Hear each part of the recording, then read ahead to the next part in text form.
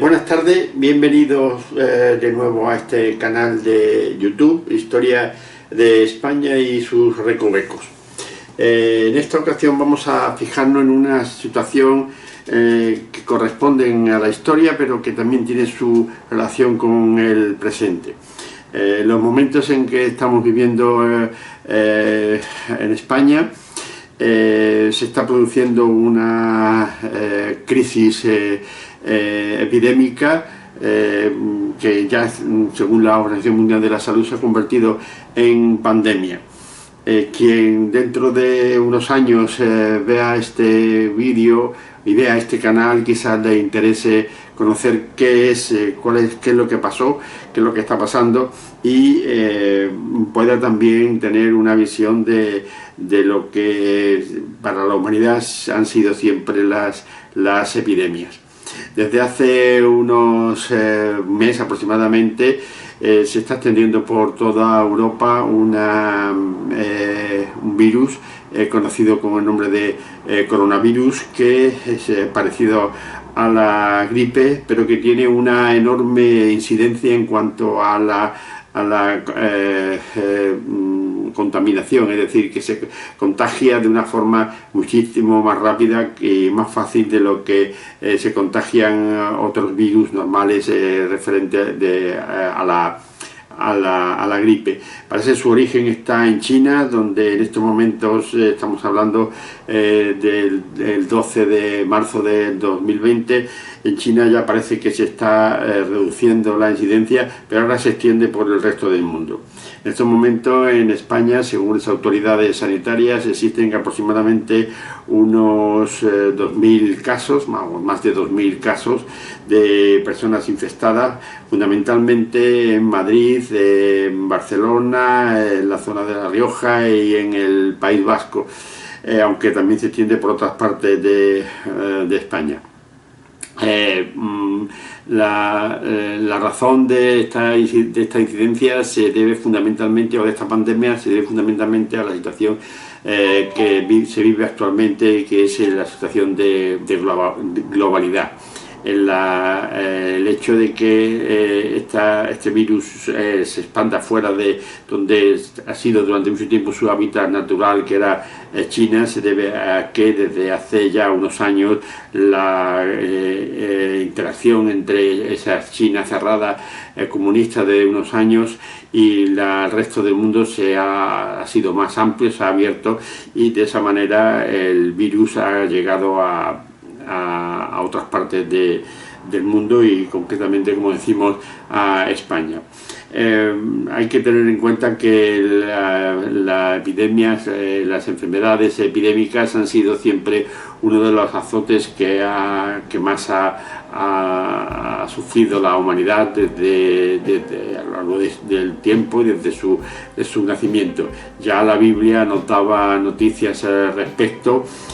cuando hablaba, por ejemplo, de las 7 plagas de Egipto, porque en muchas ocasiones en la antigüedad las epidemias iban unidas a otros aspectos, como podían ser las guerras, como podían ser, por ejemplo, la escasez de alimentos, las malas cosechas y la sequía. En más de una ocasión, después de una gran batalla, los muertos y sepultos que quedaban en el campo de batalla provocaban también graves enfermedades y una gran epidemia. Pero no solo es en la Biblia donde aparece este tipo de información sobre epidemias antiguas. Una de las más conocidas es la que tuvo lugar en los años, a partir del año 1348, y que afectó a una gran parte de Europa, especialmente en la zona mediterránea. Es la conocida como la Gran Peste o Peste Negra de 1348. La literatura se fijó en ella también, y uno de las consecuencias de esta de esta epidemia, de esta gran epidemia de peste negra, aparte de consecuencias sociales y políticas, económicas, en cuanto a las relaciones feudales que se vieron totalmente modificadas como consecuencia de esta epidemia, se produjo también un efecto literario interesante. Un escritor italiano, Giovanni Boccaccio, escribió un libro conocido con el nombre de Decamerón. El libro se basa fundamentalmente en Florencia, en la Florencia asolada por la epidemia de esta peste, y que, bueno, pues como se decía en la época, cuando se producía un tipo de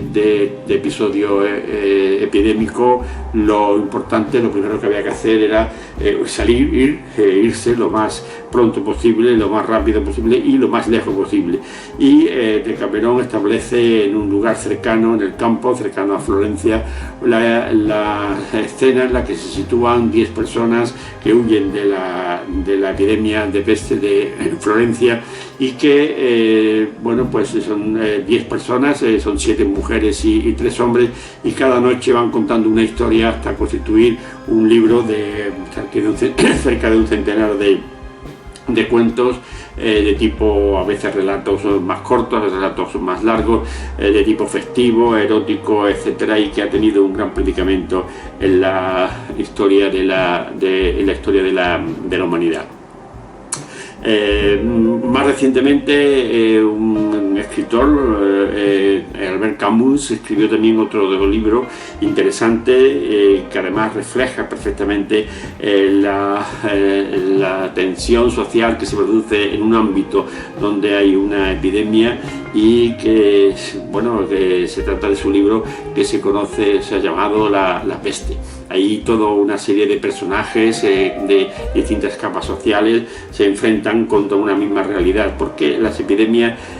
según se ha dicho, pues no tiene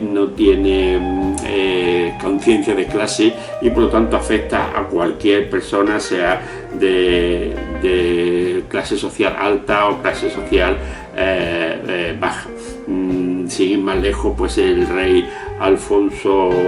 XIII fallecería como consecuencia de otra epidemia de distinto tipo, que es la epidemia del cólera. Pero volviendo a la peste bubónica, esta enfermedad se producía como consecuencia de un virus que habitaba en la sangre de las ratas. Antes del desarrollo industrial del siglo XIX, pues la mayor parte de las ciudades estaban construidas con casas cuyos tejados estaban formados por paja o amalgama, masa de pajas y barro, y ahí las ratas encontraban una facilidad bastante grande para anidar. Cuando estas ratas estaban infestadas de un bacilo que se conoce como el bacilo de Yersin, porque precisamente fue el médico que lo descubrió en el siglo XIX, y eran picadas por insectos, como puede ser mosquitos, piojos, etcétera. Cuando estos insectos chupaban esa sangre infectada y después picaban en algún ser humano,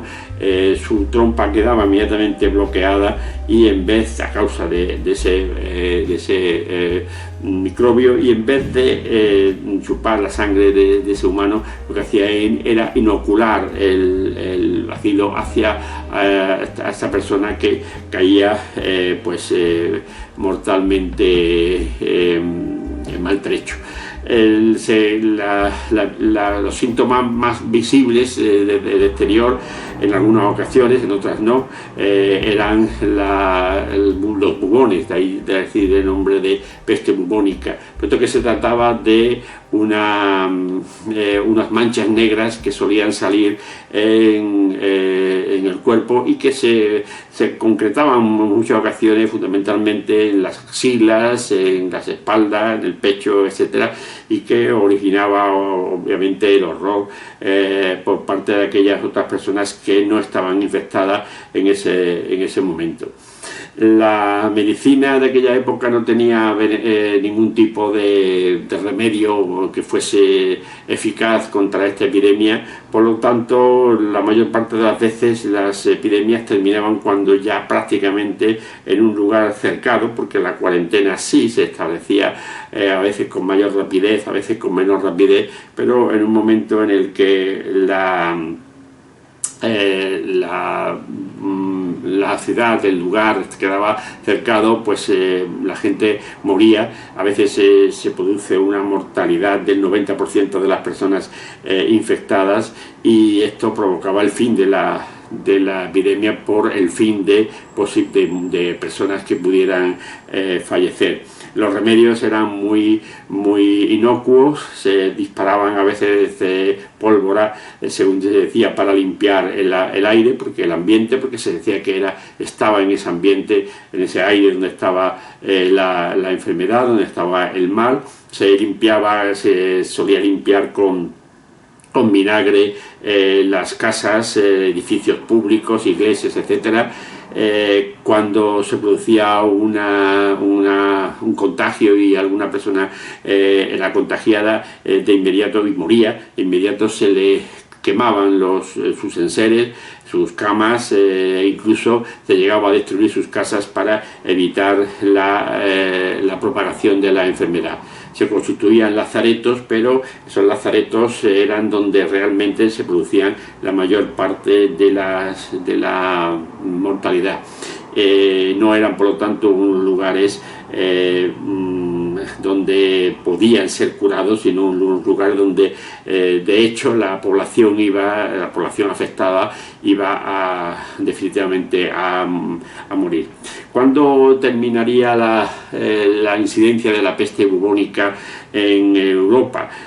Aproximadamente a finales del siglo XVIII, principios del siglo XIX. Cuando se cambia la estructura, la forma de construir las casas, y entonces se sustituyen las tejas, los tejados, se sustituyen la paja o el adobe mezclado con paja, se sustituía por otro tipo de materiales, sobre todo cuando se empezaron a sustituir por tejas hechas de cerámica. Las ratas en ese momento no tenían sitio o lugares donde anidar tan fácilmente, y luego por otro lado y por lo tanto no tenían no se proliferaban, no se multiplicaban tanto, y por otro lado en el siglo XVIII, a finales del XVIII, las ideas de la Ilustración comenzaron a tener una serie de ideas profilácticas que favorecieron el desarrollo de medidas contrarias a la propagación de la enfermedad. Por ejemplo, la higiene. Jabón no aparece a fabricarse de forma masiva y con una mayor incidencia de la población hasta finales del siglo XVIII. En algunas ocasiones los hospitales no tenían lugares donde hacer la autopsia, y la autopsia se hacían en las mismas mesas, en los mismos lugares donde se realizaban las operaciones. Por lo tanto, no había ningún tipo de medidas favorables a la higiene, y a partir de las ideas de la Ilustración sí empezaron a promoverse. Por ejemplo, otro de los hechos importantes que vinieron a hacer disminuir las epidemias y las enfermedades fue el hecho de alejar los enterramientos del centro de las ciudades. Hasta entonces, hasta el final del XVIII, se enterraban en las iglesias, porque además existía ese concepto de la muerte, en el cual pues los deudos, los familiares de los fallecidos querían que sus mayores, sus difuntos estuviesen en lugares sagrados. Costó trabajo a la Ilustración, a los ilustrados, hacerles ver que eso era perjudicial para la salud de la población, y finalmente se empezarían a construir cementerios alejados de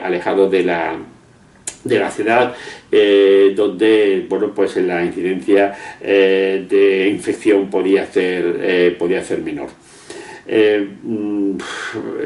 La desaparición de la peste no quiere decir que originara la desaparición de las epidemias en el mundo. Durante el siglo XIX fueron importantes otras epidemias, otras enfermedades que fueron sustituyendo a la peste bubónica, como por ejemplo el cólera, por ejemplo la guerra de África de 1859-60. La mayor parte de las bajas causadas en el ejército español fueron provocadas por el cólera,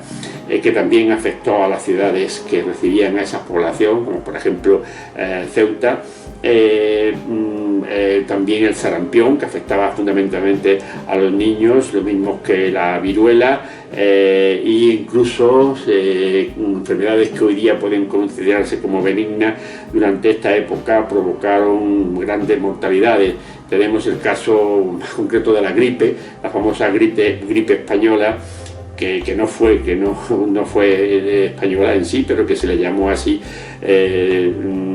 fundamentalmente desde Inglaterra, y ocasionó una gran mortalidad en Europa y también en España. Esa epidemia de gripe se produjo pues no en épocas muy lejanas a las nuestras, sino que estamos hablando de el año 1918, donde hubo una gran explosión de este tipo de enfermedad. Nadie nunca se está libre de este tipo de contagios. Siempre la enfermedad va adquiriendo nuevos contextos, nuevas apariencias, pero hoy día todo depende más de una higiene que las que existe, depende de un aislamiento que debe de existir, y depende de una actitud social más que de una actitud médica. Este tipo de enfermedad como el coronavirus no pueden ser erradicados por medicina alguna, por vacuna alguna, sino que tiene que ser pues lo mismo que ocurrió con epidemias anteriores, erradicadas por nuevas costumbres higiénicas, sanitarias y costumbres sociales que eviten la propagación, a veces por actitudes un poco, yo no diría inocentes, sino más bien